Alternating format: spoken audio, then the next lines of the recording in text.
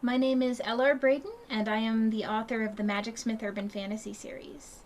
Today I'm going to read you a passage from the first book in the series, which is titled A Drop of Magic, and it's available as physical book, ebook, and audiobook from all the usual places. In this passage, Alex Blackwood, the main character of the story, is investigating a murder, and she is trying to use her ability to read imprinted memories magically for the very first time. Right, so how do I do this? I gestured to the clutter around us. You need to open yourself up to any residual feelings or memories. Clear your mind. Let your emotions take control. I snorted. Figures.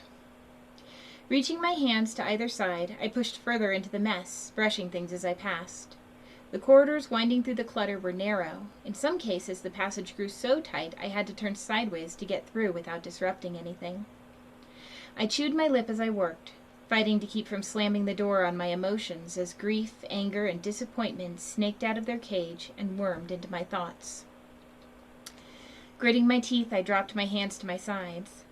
Isn't there another way to do this? Emotions aren't exactly my strong suit. He shook his head. You have to connect, empathize. That means opening yourself up. This is hopeless. You're thinking too hard. Just relax. Stop trying to control yourself. I sighed, but put my hands back on the knickknacks around me. We worked our way through the living room, the kitchen, and then up the hallway through the bathroom and office, and into the bedroom.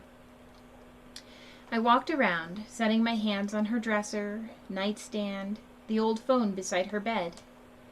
This is the last room. I don't think we're going to find anything. Which didn't mean there was nothing to find. A wave of disgust rolled through me.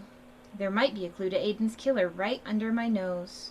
Maybe even the identity of the killer. But I was too emotionally constipated to find it. I'd failed him again. Tears pricked at the corners of my eyes, blurring the room. My fingers trailed over the patchwork comforter on Melissa's bed. What would happen to all the stuff in her house? Did she have children? Parents? A boyfriend? The world seemed to tip. I sat down heavily on the edge of the bed.